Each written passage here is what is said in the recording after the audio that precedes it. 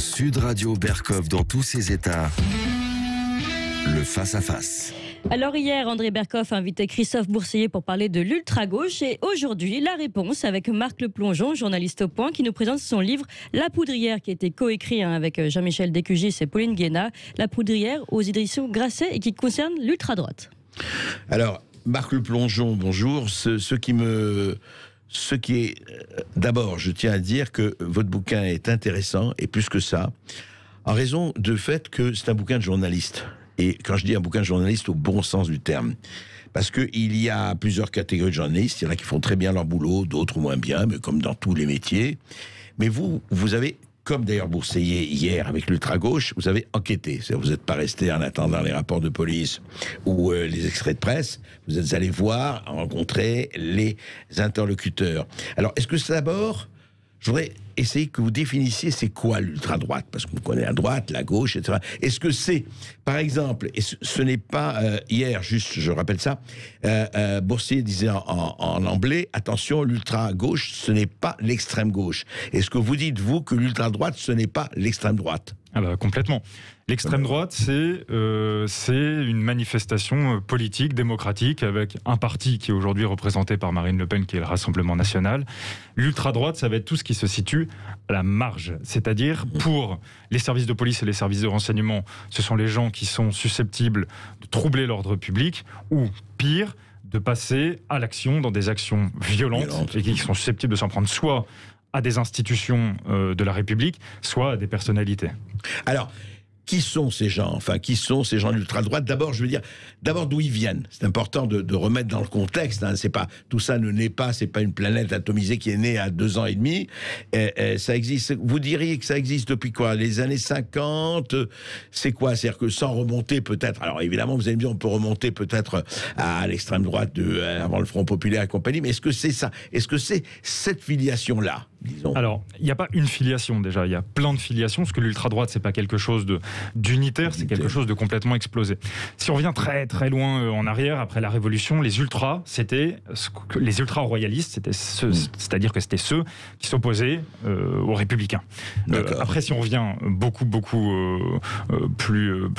récemment dans l'histoire, oui. On va se rendre compte qu'on a toute une frange de la population qui va s'inscrire en défaut de la République, en défaut des institutions, qui va se sentir abandonnée, qui va ressentir un certain déclin de la France, qui va considérer que les Français sont déclassés, qui va s'opposer à la globalisation, à la mondialisation, et qui vont pas forcément, d'ailleurs, il y en a beaucoup qu'on a rencontrés, nous disent qu'ils sont pour l'égalité des peuples, simplement un peu chacun chez soi. C'est une manière un petit peu habile de se couvrir de certaines accusations de racisme qu'on leur fait. Oui, mais alors Marc Le Plongeon, les souverainistes contre les mondialistes, ils sont des millions et des millions. Absolument. Ça, c'est pas seulement l'ultra-droite. Je veux dire, ça dépasse de loin. Absolument. Donc, ils les rejoignent, oui. Mais est-ce que eux, par exemple, l'ultra-droite, ce qu'on appelle, se caractérise, si effectivement, je connais pas le cas de l'extrême-droite, ils pensent qu'on doit agir par la violence. Est-ce qu'ils pensent, par exemple, oui, d'abord, est-ce qu'ils sont anti-républicains tous, ou certains,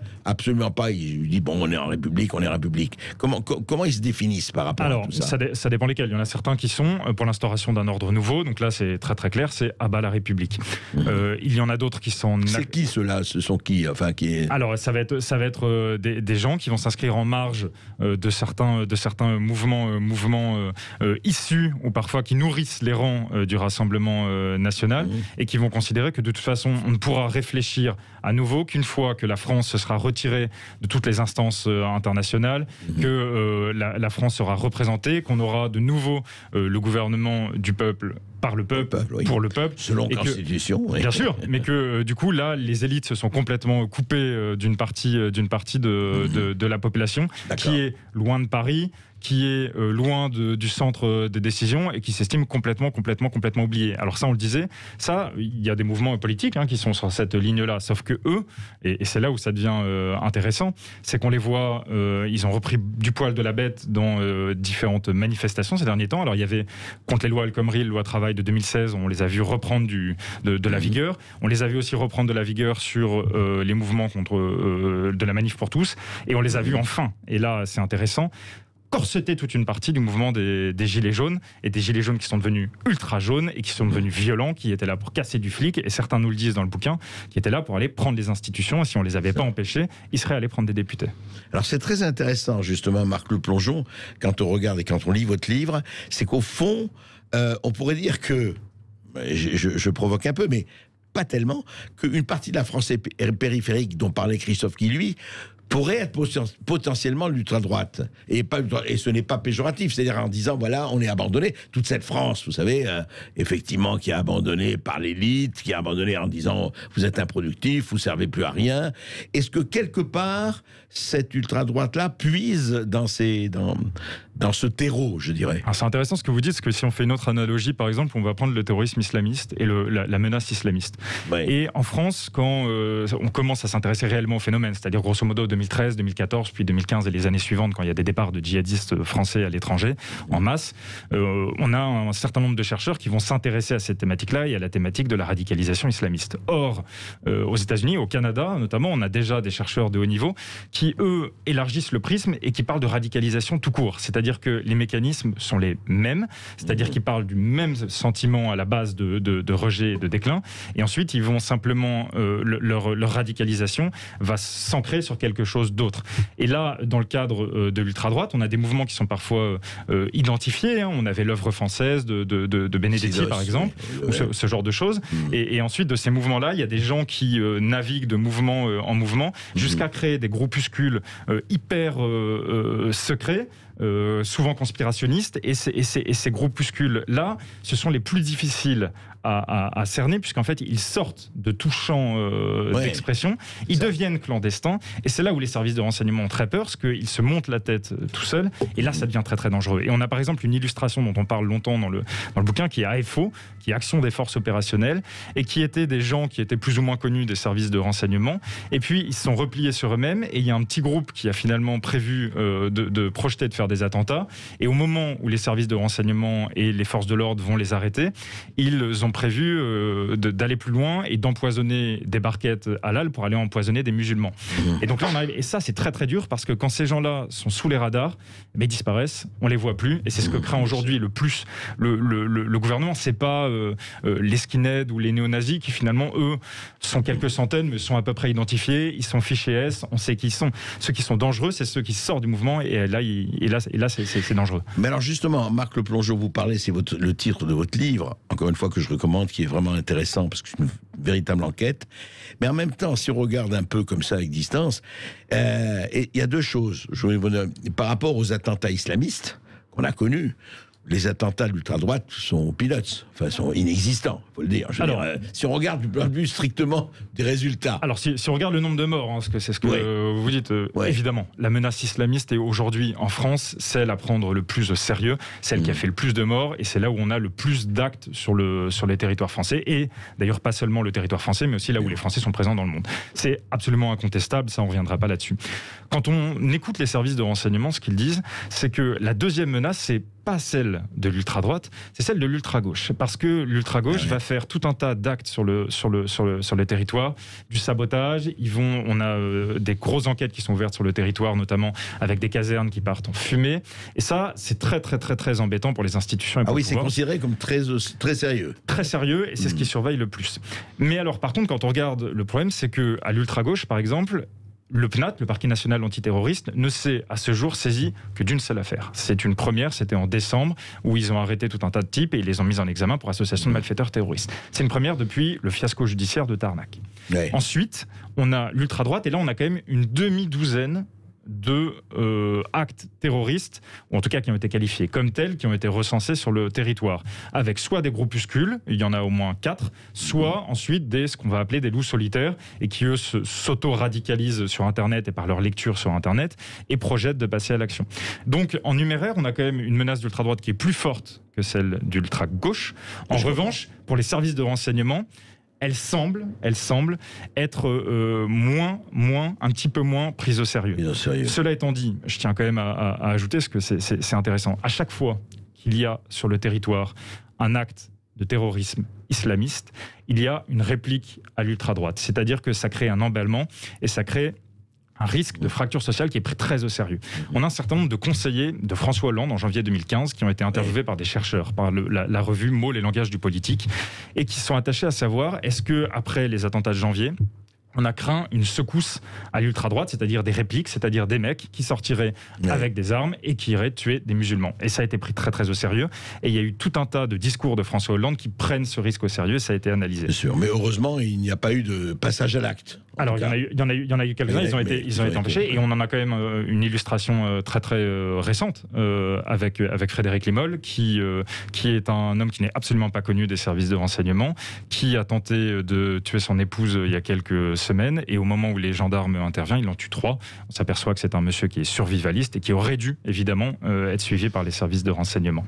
L'autre point qui m'intéresse, c'est le pouvoir de nuisance aussi sur les réseaux, et l'éparpillement de l'ultra-droite sur le territoire. En 2016, le premier à vraiment tirer la sonnette d'alarme, c'est Patrick Calvar. À l'époque, c'est le patron de la Direction générale de la sécurité intérieure. Et lui, il est interviewé devant la commission d'enquête parlementaire, et il dit « Attention, nous sommes en train de diriger des moyens vers l'ultra-droite parce qu'on sent, avec le nombre d'actes de terrorisme islamiste, il y a une réaction. Attention, il y a une réaction, on le craint très très fort. Et il dit, et je pense qu'il va y avoir un risque d'affrontement communautaire. Dans la presse, ses propos sont modifiés parce qu'il est entendu à huis clos, donc il faut des sources pour retrouver ses propos. Et ça devient... Attention, Patrick Calvar annonce une prochaine guerre civile.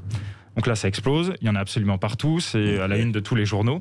Et résultat, 3 mois plus tard, il y a l'ultra-droite qui va prendre sa petite revanche là-dessus, et qui, dans Braise Info, qui est un site nationaliste breton, va publier le lieu de vacances de Patrick Calvar, avec les photos de sa maison dans son lieu, et en disant que sa famille séjourne de telle date à telle date. Et en fait, ça va être pris très très au sérieux, parce que c'est là où on va se rendre compte que, attention, l'ultra-droite peut maîtriser les réseaux sociaux, Internet, les renseignements, etc. Et a des racines un peu partout. On continue à en parler après les informations. Et surtout, n'hésitez pas à venir vous aussi poser des questions à notre invité, justement, Marc Le Plongeon, 0826 300 300. On parle de la menace de la poudrière de l'ultra-droite. À tout de suite. Sud Radio Berkov dans tous ses états. André Berkoff est dans tous ses états avec Marc Le Plongeon qui nous présente son livre La Poudrière, coécrit avec Jean-Michel Descugis et Pauline Guénat aux éditions Grasset. Alors on parlait, Marc Le Plongeon, effectivement, et c'est toujours intéressant, d'ailleurs, non pas d'opposer, mais de confronter l'ultra-droite à l'ultra-gauche, mais cette ultra-droite, qui sont, j'allais dire, ces gourous, qui sont ces maîtres à penser, et question subsidiaire, mais est-ce que ces maîtres à penser, quelles sont leurs lectures, quelles sont leurs influences? On connaît ça pour l'ultra-gauche. Pour citer des noms, est-ce que, par exemple, Alain Soral, Dieudonné, Hervé Ryssen, ou d'autres, pour ne parler que les plus connus, ce sont vraiment des maîtres à penser, enfin, je veux dire, ils se sont imposés, parce qu'ils ont effectivement un grand following sur Twitter, Facebook et compagnie, on le sait, dans le blog. Est-ce qu'ils existent en tant que tels, ou en fait, ils sont des références et puis c'est tout? Non, bien sûr. Alors, ce sont des personnalités qui existent en tant que telles, qui sont influentes et qui représentent souvent chacun un mouvement.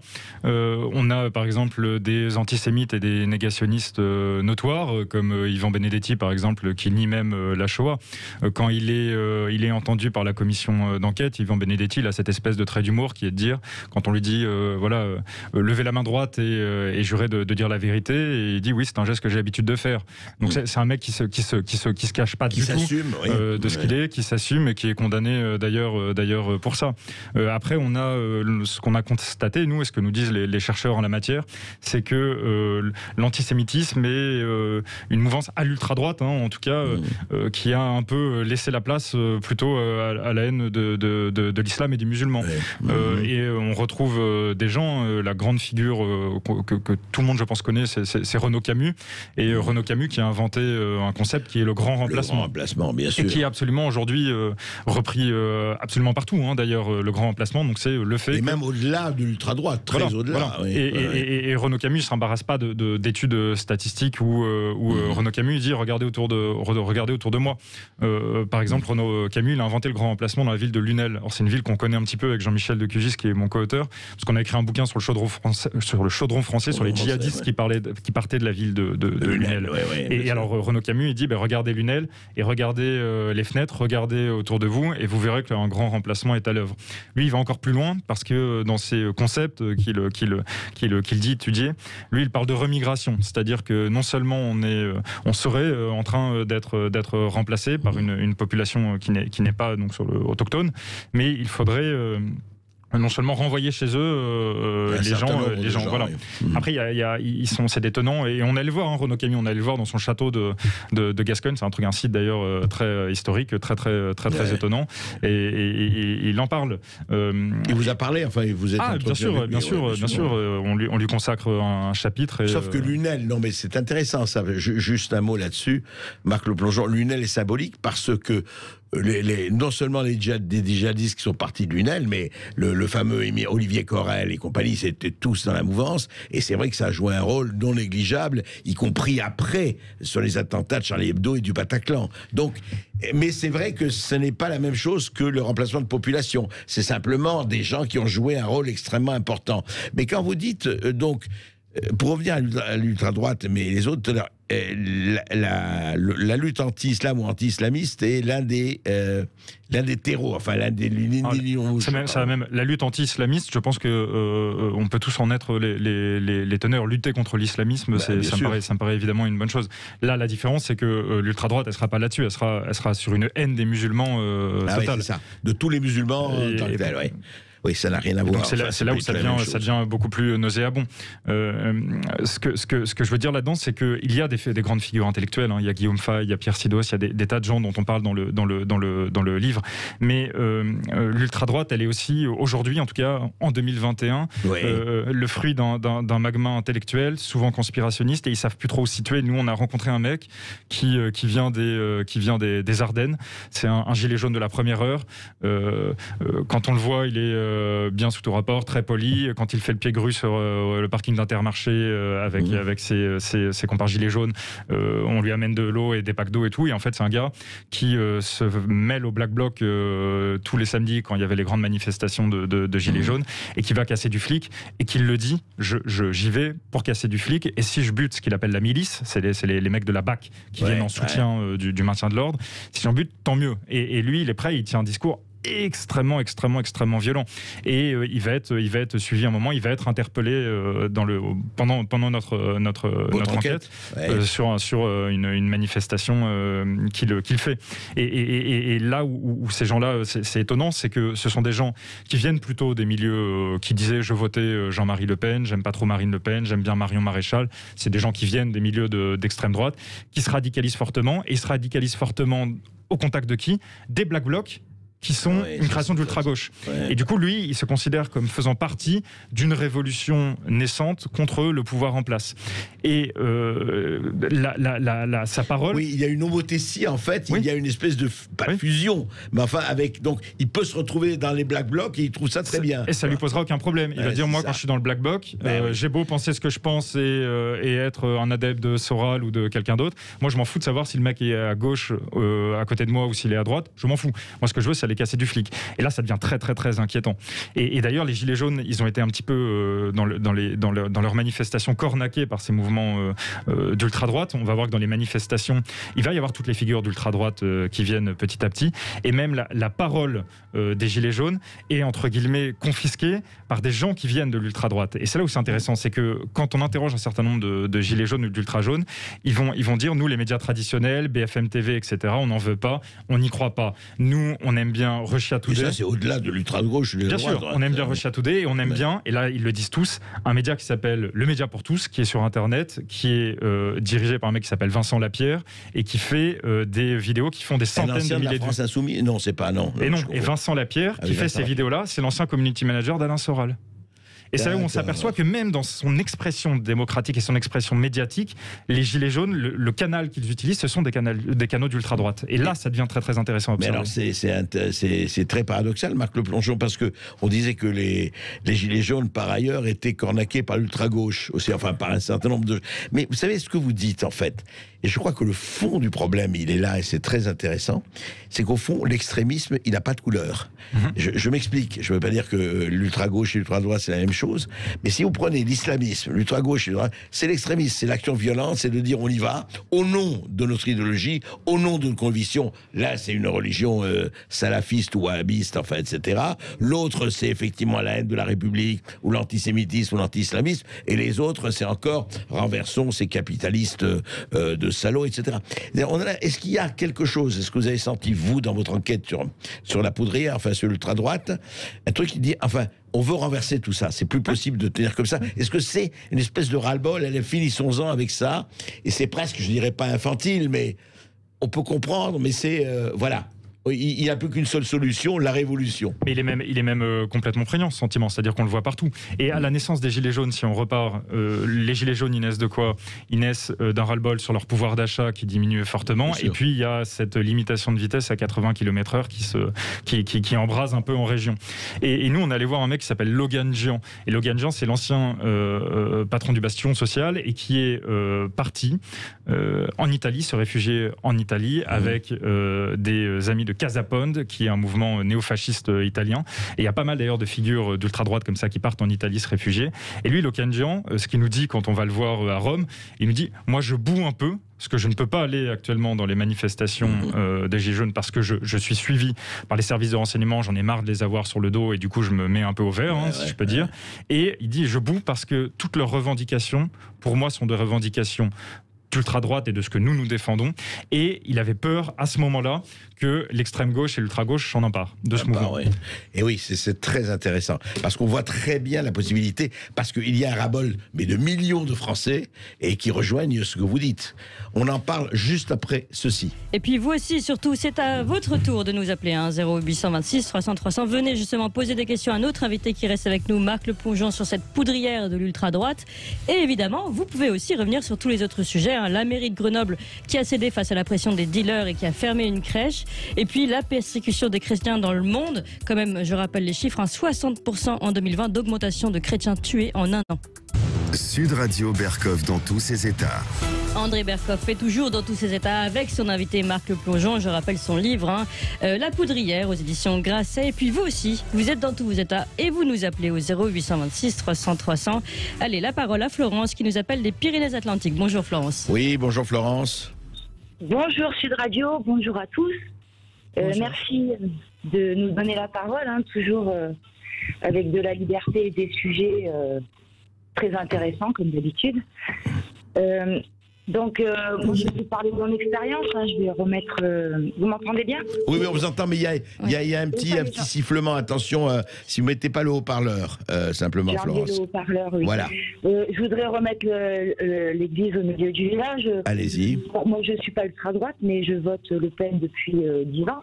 Et je voudrais apporter juste mon expérience il y a quelques années, il y a 10 ans, c'était dans le 04 des Alpes de Haute-Provence. Oui.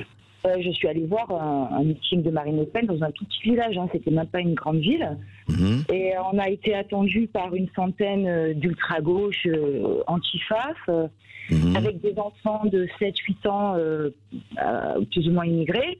Et on a reçu, donc pendant tout le meeting, ils étaient dehors, et quand les gens ont commencé à sortir, on a reçu des pierres, il y a les pompiers qui sont arrivés. Ouais.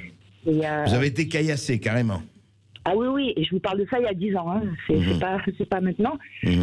Et bon, il y a un petit vieux qui est parti avec les pompiers. Voilà, donc quand on parle d'ultra-droite, je peux pas trop me prononcer parce que je connais pas.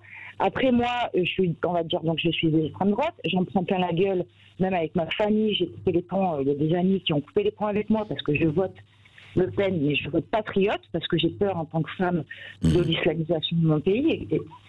Et on le voit tous les jours, quoi. Donc, quand on parle d'ultra-droite et d'extrême droite, que ce sont des voyous, excusez-moi, mais ils faisaient la moitié de ce que se permettent les islamistes, les racailles des cités ou les antifaf, les black blocs.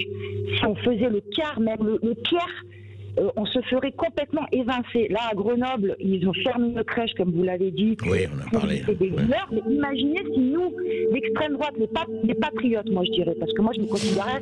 Attention à votre sifflement. Vous avez vraiment supprimé le haut-parleur, à mon avis. D'accord. Non, je l'ai enlevé, pardon, excusez-moi. Oui, ça y est, je l'ai enlevé, là. Oui, parce que sinon, voilà, allez-y. Merci. Si nous, les patriotes, on se mettait par exemple dans un quartier pour bloquer les dealers, etc., en disant non, mais on ne veut pas de musulmans chez nous, imaginez... Il n'y a pas que les musulmans de dealers, mais enfin... Bon. Oui, enfin bon, ouais. les racailles, on va dire. Imaginez ce que ça ferait. Donc moi, je comprends tout à fait qu'à un moment, les gens, ils en auront le bol, et la France, ça devient exactement comme aux États-Unis, comme au Capitole. C'est-à-dire qu'on va nous faire passer pour des gens violents, mais pourquoi on est violents? Parce qu'on nous enlève des droits, on nous enlève notre propre pays et notre façon de nous exprimer. Voilà. Donc, il faut faire attention. Moi, je suis patriote, mais je suis en colère, évidemment. Ce que je dis chez vous, que vous me laissez la parole, je peux pas dire dans certains endroits, quand je sors, ah non, non, il faut surtout pas parler de Le Pen, il faut pas parler des immigrés, etc., etc. Alors que c'est quand même un fait. Ce ne sont pas des concepts, comme disait votre invité. L'islamisation de la France, le remplacement de la France et d'autres trucs, ce n'est pas un concept. Vous comprenez bien? Voilà. On vous a écouté, justement, Marc Le Plongeon, vous venez d'écouter, vous voyez, ça c'est un discours qu'on entend un peu partout et elle est pas seule à dire ça. Ah mais j'en doute pas du tout. D'ailleurs je vais répondre. Bon déjà je tenais à dire je n'ai pas du tout de jugement à porter sur les opinions politiques de Madame qui s'inscrit dans un processus démocratique. Elle le disait elle-même, elle est électrice du Rassemblement National. Moi ce que je voulais dire c'est que l'ultra-droite, quand on l'étudie, l'ultra-droite, la différence avec le reste c'est le basculement dans la violence.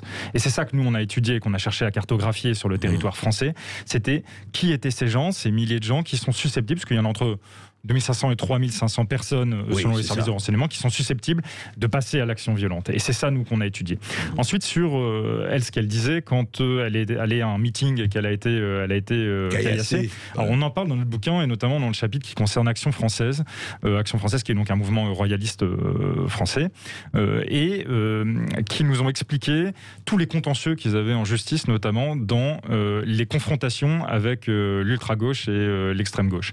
Et tout ça, c'est effectivement, il y en a beaucoup. Ils disent qu'ils ont été notamment attaqués dans un restaurant Flams à l'occasion d'une convention, une autre fois à l'occasion d'une université d'été. Il y en a de partout, ça va dans les deux sens. C'est parfois l'ultra-gauche, c'est parfois l'ultra-droite. Et ça, on l'observe évidemment sur le territoire. Et les services de renseignement ont un regard très attentif là-dessus. Parce qu'on a notamment une petite anecdote où le siège d'Action Française a failli être visité par des militants d'ultra-gauche en pleine nuit.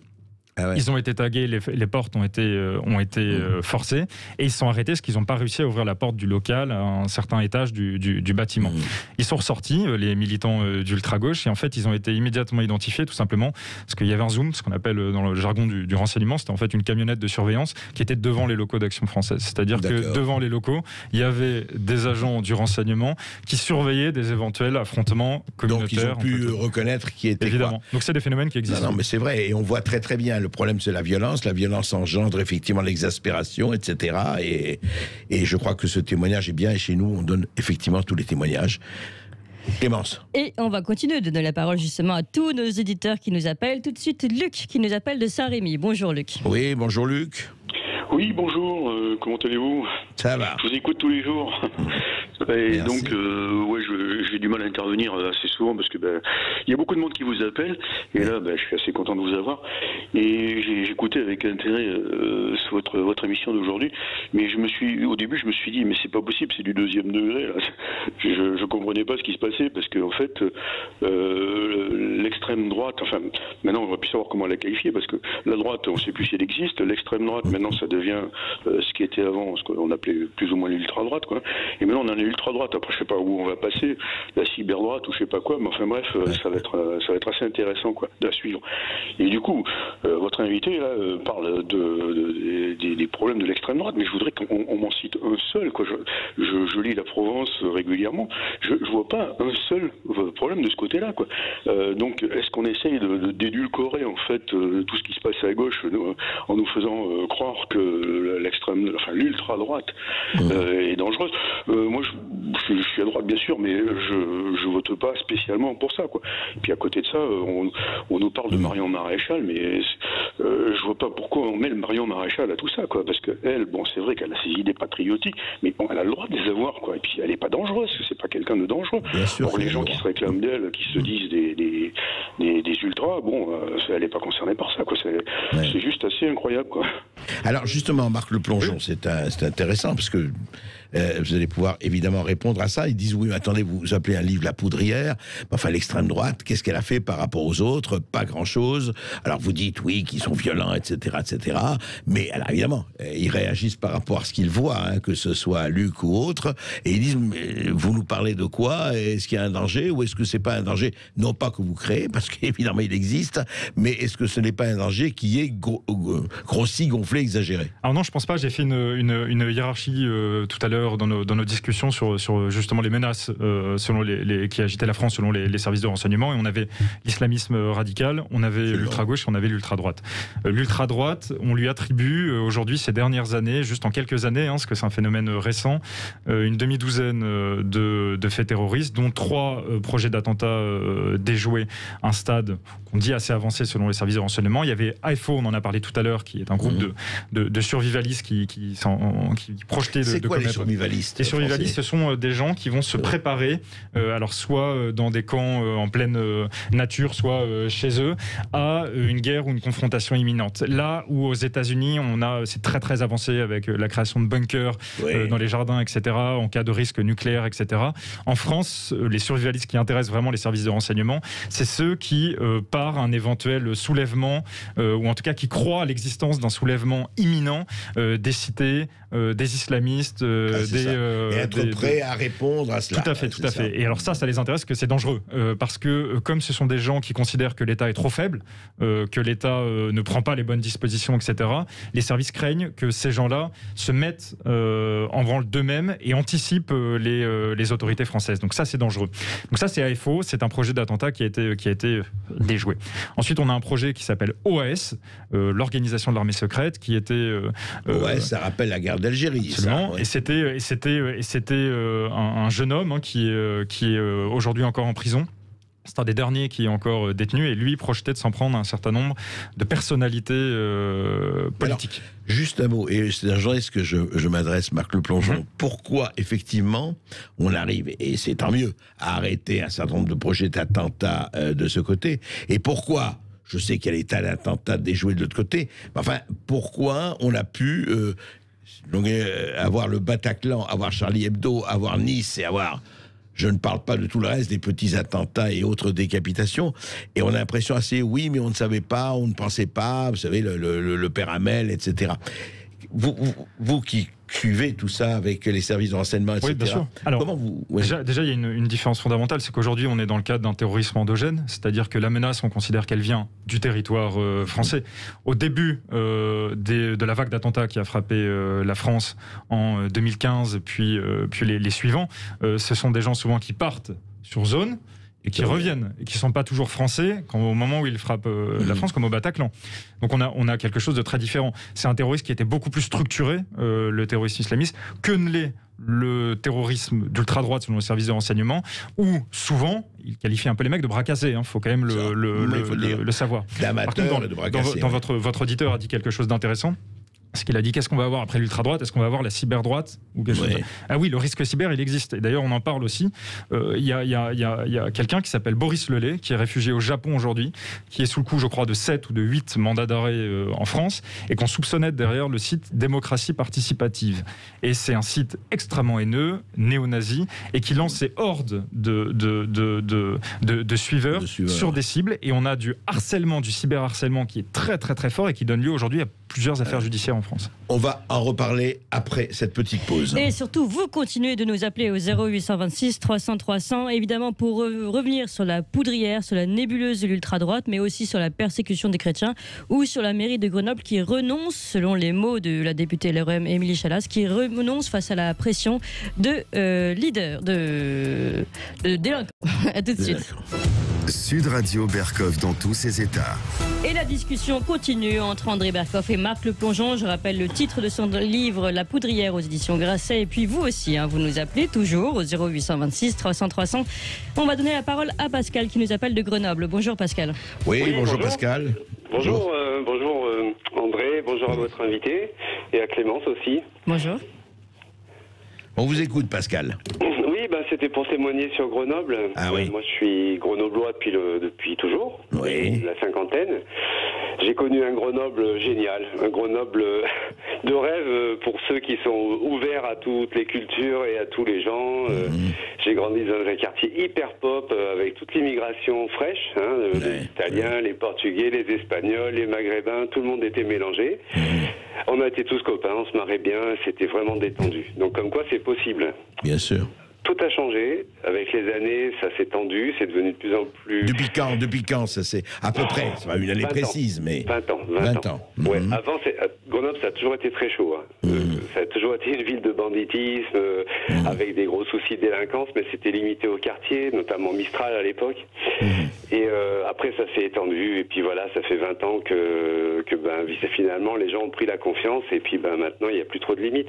Je peux vous témoigner de deux choses. Oui, moi, j'ai bossé au service com, donc je vais balancer un peu, je suis désolé. Mais... Au service com de la mairie, vous voulez dire? Tout à fait, ouais. Si vous saviez, voilà, c'est tout ce que je vais vous dire, si vous saviez. En fait, on sait très peu de choses de ce qui se passe.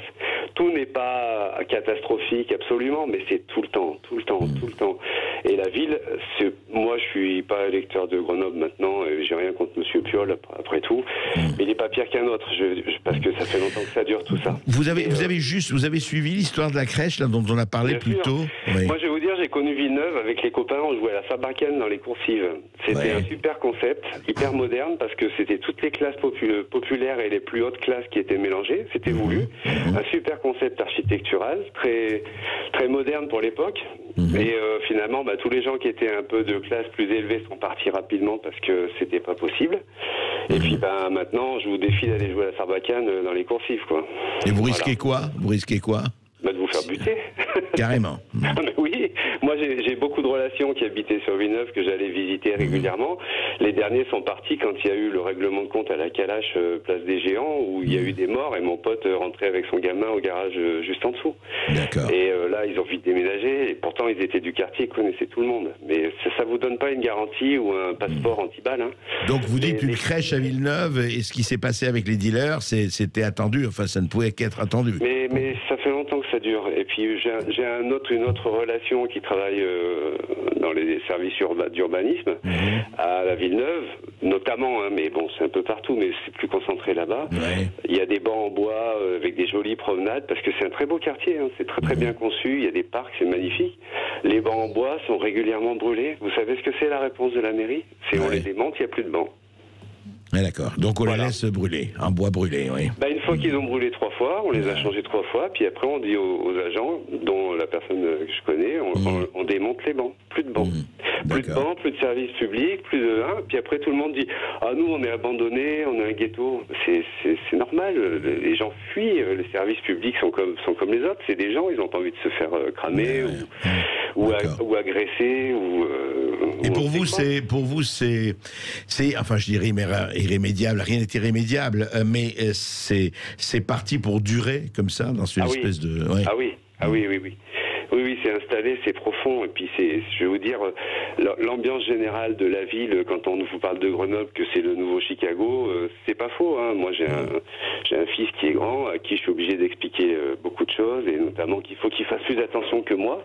Mais déjà, Grenoble, ça craignait avant, il y a une trentaine d'années, je sortais, on savait où aller, où ne pas aller, je comprends. Et comment ne pas faire de mauvaises rencontres. Maintenant, le problème, c'est que ça traîne partout, et que c'est à tout moment, à toute occasion, puis surtout, c'est méchant, parce que c'est gratuit.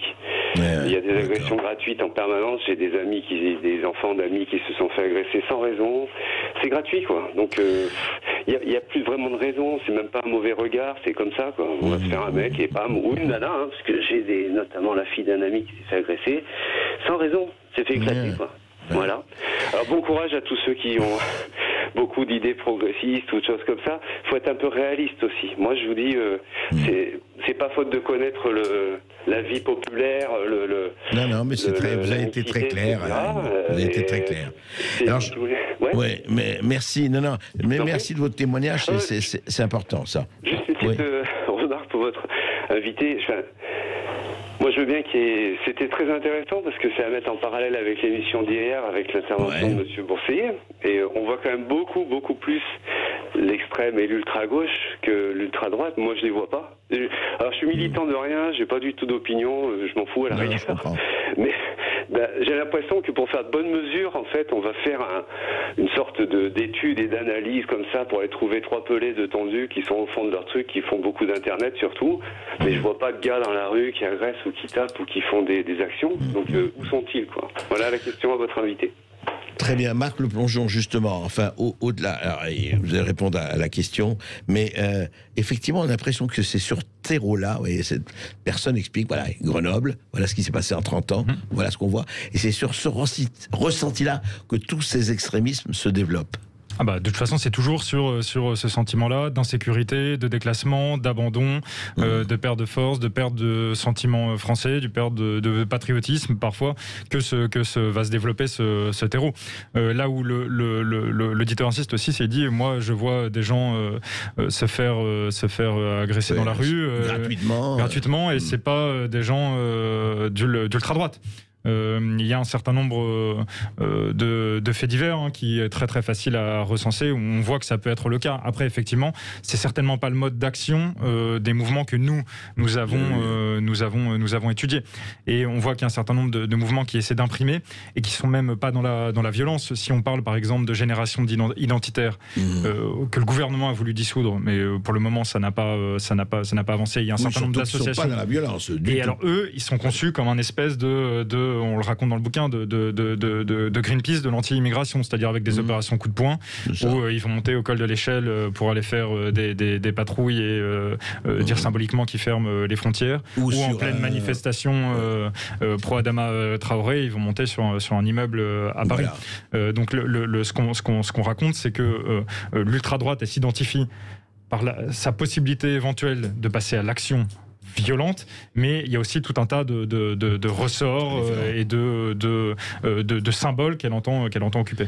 Mais qu'est-ce que vous dites, par exemple, aux gens, là je me fais, non pas l'avocat du diable ou de l'ultra-droite ou qui que ce soit, vous dites, qu'est-ce que vous dites par exemple par rapport aux gens que vous avez vus, et des gens qui vous disent, mais attendez, par exemple, nous, on est patriotes, on est souverainistes, on n'a pas envie, effectivement, par exemple, qu'on ne trouve plus une charcuterie non halal sur des kilomètres, etc., etc. Vous savez tout ce que vous entendez. Et moi, si on me classe à l'ultra-droite, disent ces gens-là, c'est dégueulasse, parce que je ne suis pas du tout ultra-droite. Alors, par rapport à ce sentiment... Les gens de l'ultra-droite, c'est autre chose. Ils visent quand même un ordre, si j'ai bien compris. Parce que les autres, ils sont pas ultra-droite. Alors je vais vous répondre par un cas qu'on aborde dans le bouquin. En 2012, il y a un jeune homme qui va être arrêté après avoir jeté des cocktails Molotov contre la mosquée de Libourne. Il va être arrêté, ça va être considéré en 2012. Ça va être considéré comme une des premières affaires terroristes d'ultra-droite, puisqu'il avait été arrêté et on avait découvert sur lui un projet, et en fait il projetait d'aller plus loin, il avait fait des écrits qui ont été retrouvés par un membre de sa famille, et dans ces écrits il projetait de s'en prendre violemment à des personnes d'obédience musulmane. Et il a cheminé, il a été condamné pour le jet de cocktail Molotov, pas pour l'affaire terroriste qu'on lui avait au départ mis sur le dos, mais finalement il a été pour des raisons procédurales, il a bénéficié d'un non-lieu sur cette question-là, et du coup ensuite il dit être sorti de la violence, c'est un ancien militaire. Il a été perquisitionné dans le cadre de l'état d'urgence en janvier 2016. On a retrouvé un certain nombre d'armes qu'il détenait illégalement chez lui, donc il est reparti à nouveau pour la prison avec sursis. Et aujourd'hui, cette personne-là, nous, on la classe tout de même à l'ultra-droite, évidemment, parce que déjà, il s'est démarqué par ses actions, mais ensuite, parce que dans son schéma de pensée, lui, ce qu'il dit, c'est aujourd'hui, je suis sorti du militantisme, je suis sorti des actions violentes. En revanche, je voudrais, quand l'occasion se présentera, quitter la France, et je pense qu'elle se présentera bientôt parce que je me sens plus chez moi. Et il a monté sa petite entreprise aujourd'hui dans le Sud, et il a sa compagne qui fait des romans, d'ailleurs, des romances dans les milieux d'extrême droite et d'ultra droite.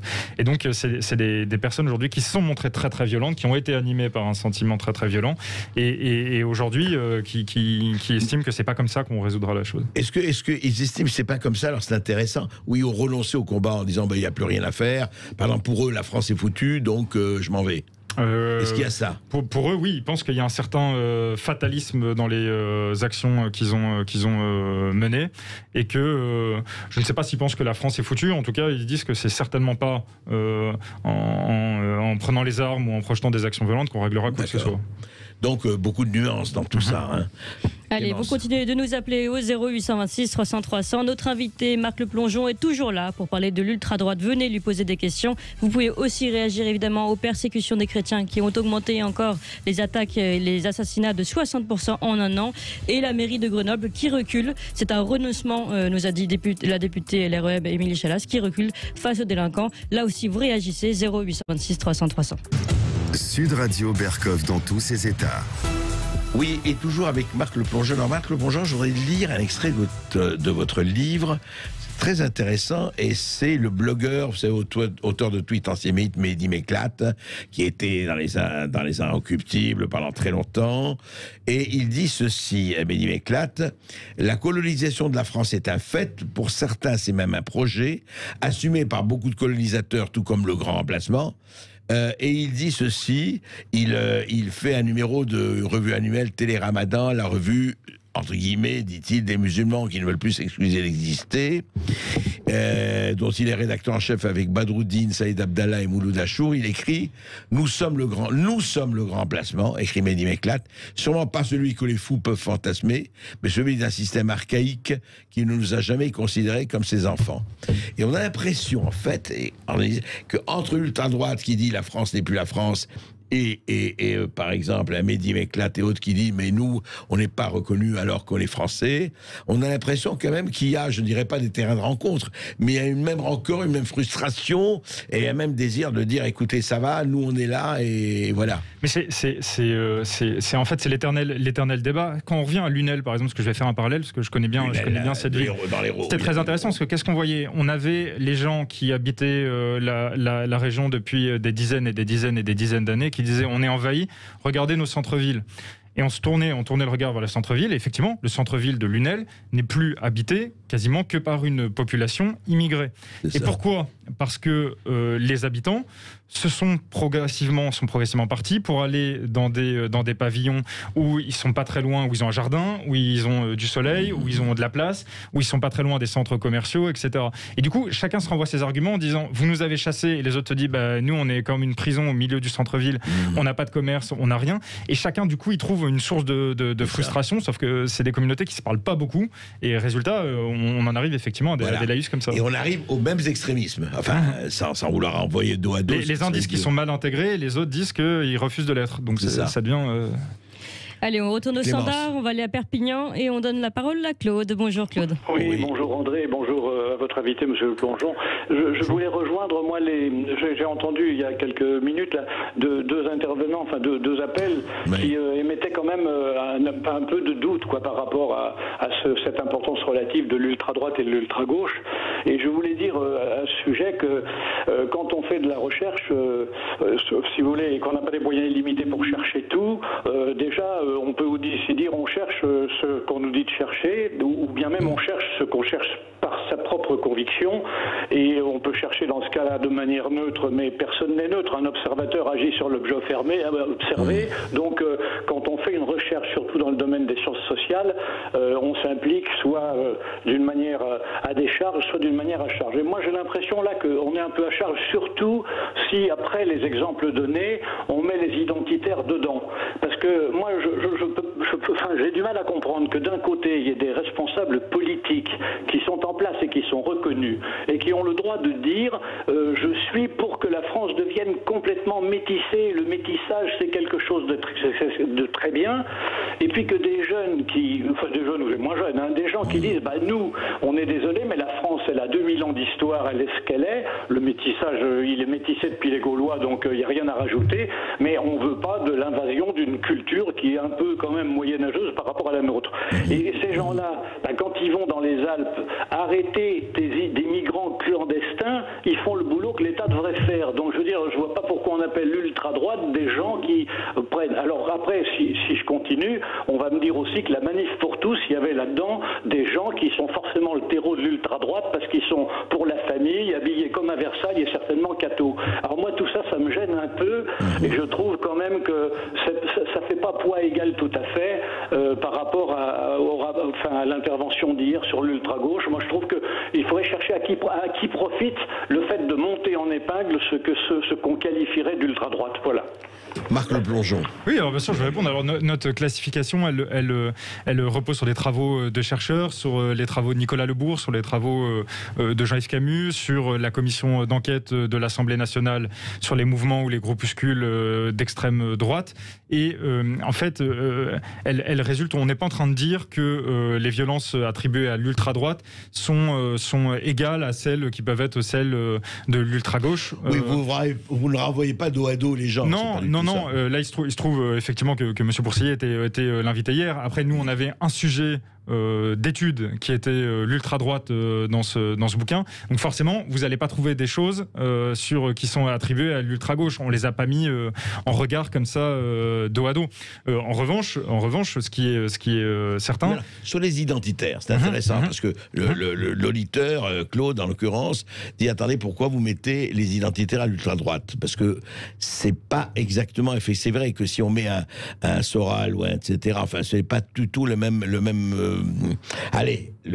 même terreau, quoi, enfin, ou le même argument. Absolument, mais ils sont encore les identitaires dans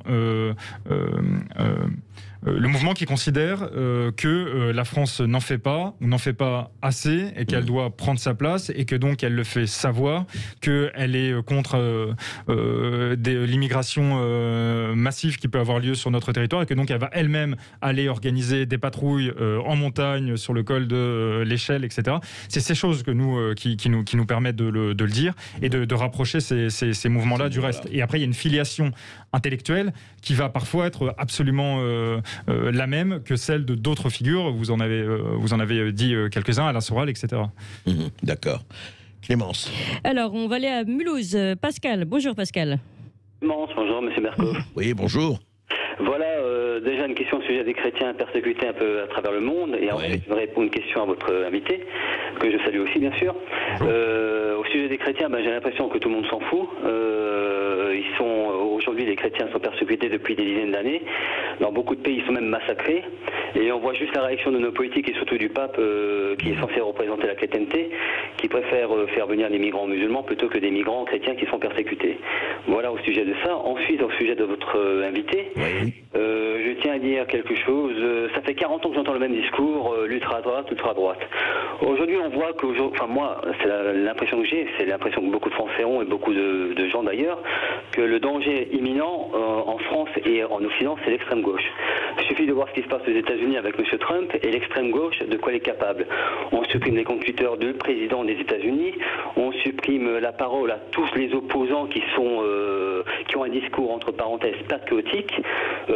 Pour moi, ce ne sont pas des racistes et des fanatiques, ce sont des gens qui aiment leur pays et qui aiment leur tradition. Et il suffit de voir aussi ce qui se passe en France. Quand en France on interdit des rayons blancs, ça choque personne. En France, on interdit des rayons au blanc. C'est du jamais vu dans l'histoire de France, ça. On interdit des réunions au blanc, oui. Vous parlez de ce qui s'est passé dans certaines universités, c'est ça? Bien sûr, à Paris, c'est ce qui se passe d'ailleurs dans beaucoup de grandes villes. C'est du jamais vu. C'est comme si aujourd'hui, nous, on allait en Afrique, on interdisait des réunions aux Africains. Je veux dire, mais c'est quoi ce délire? C'est quoi ce délire? Après, on ose dire que c'est l'extrême droite. Moi, jusqu'à présent, j'ai jamais vu l'extrême droite tuer en France.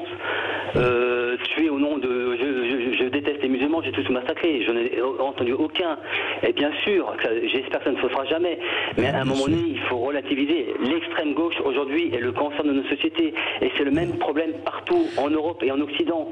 L'extrême gauche veut prendre le pouvoir et veut inverser les valeurs. Aujourd'hui, quand on est patriote, on est traité de raciste. Quand on aime la France avec le drapeau français, on est traité de raciste.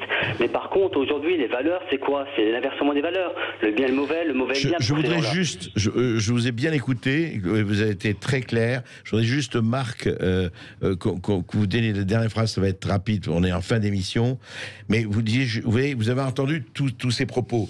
En fait, le problème, c'est qu'il y a effectivement une insatisfaction et quelque chose du deux poids, deux mesures. C'est pas votre livre, hein, c'était pas le sujet de votre livre, donc il n'y a rien à vous reprocher, vous, là-dessus, enfin, vous, les auteurs. Mais qu'est-ce que vous diriez à ces personnes-là? Ah bah, c'est une question. Non, mais nous, moi, je suis légaliste, donc je vais répondre de la façon la plus simple qui soit. On a une expression démocratique en France qui, malgré tout ce qu'on peut en dire, fonctionne plutôt bien, avec des processus électoraux qui sont réguliers, qui sont que ce soit sur les régionales, les municipales, la présidentielle, législative. On a le pouvoir en France de faire valoir ses idées, et je pense que c'est pas le cas dans beaucoup de pays. Et je pense que la meilleure façon de s'exprimer, ça reste encore par les urnes. Et le référendum aussi, de temps en temps. Et de pas tomber. Il y a des trucs d'initiative populaire tout à fait qui existent. Et le meilleur moyen, c'est surtout de pas basculer dans l'action violente. Voilà. Après, moi, qui je suis pour dire ça? Je suis un journaliste qui a étudié là-dessus. J'ai pas de conseils à donner aux gens particuliers. Merci. Merci beaucoup, Marc Le Plongeon. Je rappelle votre livre La Poudrière aux éditions Grasset. Demain, comme un fil d'Ariane, entre nos invités d'hier et d'aujourd'hui, on parle des réseaux terroristes. Traquer la terreur avec le commandant Vincent. Et puis tout de suite, Brigitte Lahaie, le pardon ou la vengeance. À tout de suite.